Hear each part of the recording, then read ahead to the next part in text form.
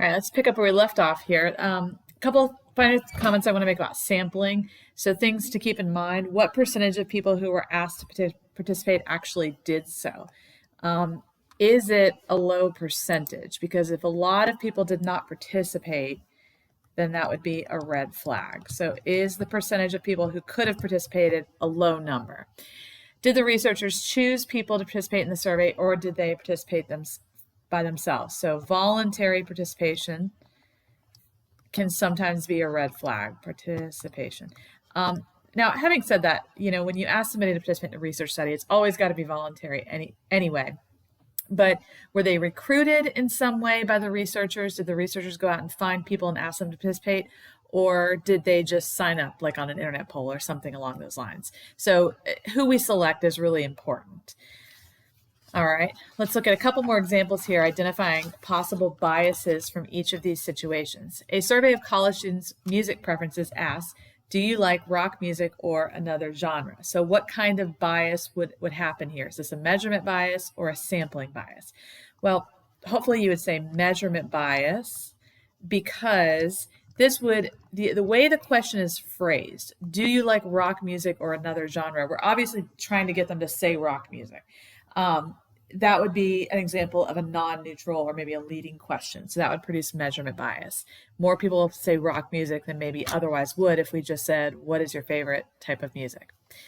Suppose the county commissioners want to know if county residents support constructing a new high-rise on the beach. They send out a survey only to beach residents. So the problem there is they only survey beach residents. So this would create a sampling bias.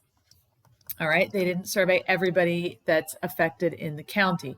They want to know if county residents support constructing the high-rise condos. So they need to ask everybody in the county. Everybody in the county has to have an equal chance of being selected. Only asking beach residents is a problem.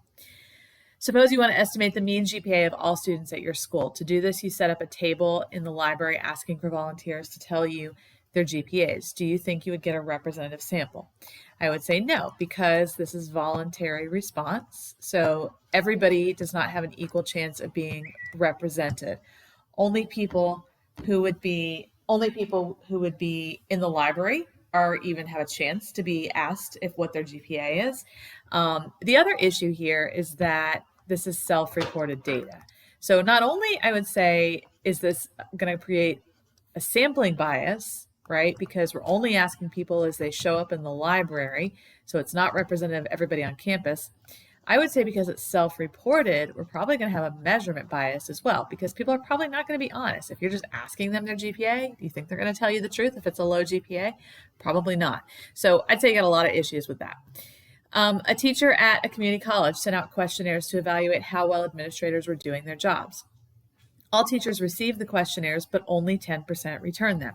Most of the returned questionnaires contained negative comments about the administrators. Explain how the administrators could dismiss the negative findings of this report. Well, the big problem is that it had a low response rate. So the low response rate indicates that you're going to have some sort of a sampling bias, right? So probably not everybody is represented since you did have such a low return. The people who are responding are probably going to have pretty strong opinions. So the people who are responding are going to have strong opinions.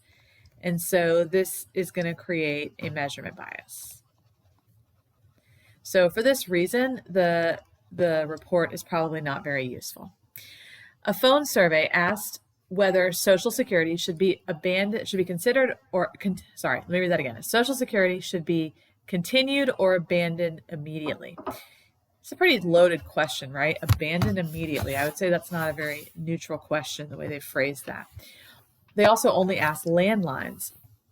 So do you think this would introduce bias? So yes, for sure. I would say definitely a measurement bias. Why is it going to be a measurement bias? Because they use non-neutral language in the question. If you're asking people, should we abandon Social Security immediately? That's pretty strong word there, strong phrasing. So most people are going to say immediately. No, even if you think we should get rid of it, most people think it should be phased out or we should do it gradually. So abandon immediately is definitely non-neutral language. So that's going to produce a measurement bias. The other issue is we asked landlines. who typically has a landline in this day and age? That's probably going to be older people. So that's going to produce a sampling bias. So a sampling bias because we only asked people who had landlines, which means you're probably only looking at older people. So we're not asking young people, we're only asking older people. They're going to probably have a different opinion than young people might. So we're going to have different biases there. All right, a school district is interested in finding out what percentage of voters in a district would favor the passage of a school bond measure. So the district sends out a survey to all parents, all school parents, asking, do you favor the passing of a school bond measure to provide additional resources to improve educational opportunities for your students? So I see two things right off the bat that are problematic. First, we only asked school parents. So that's going to produce a sampling bias, right? Because we've only asked parents. Parents are obviously going to feel differently than people who aren't parents. The other I would say is the way the question was phrased. I mean, this is a pretty cheery question, right? Do you favor the passing of the school bond measure to provide additional resources to improve educational opportunities? That's who's going to say no to that? Who wouldn't want to provide additional educational opportunities for their students? So the way it's phrased is definitely non-neutral. So I would say it's going to produce a measurement bias because, again, we've got that non-neutral language. So those are the things you want to watch out for when you see a survey.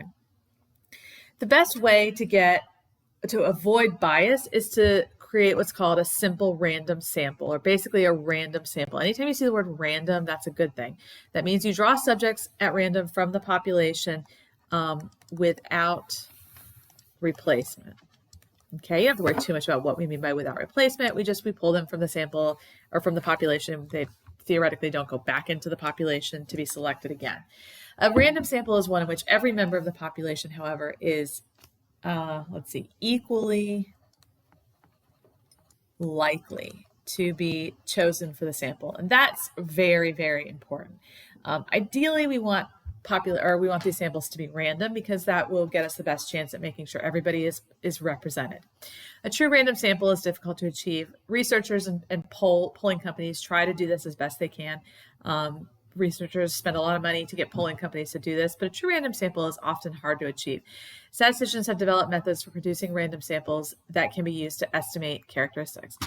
So anytime you have a random sample, that's the best case scenario, though. That's where you're going to minimize those biases as much as possible. And it says, do you think the sample you gathered from our class surveys was a simple random sample? Now, we haven't done class surveys this semester, but in the past, and when we talk about your projects, or I think we talked about them on Wednesday, we're going to look at surveys that we collected from statistics classes in the past. Do you think that was a random sample?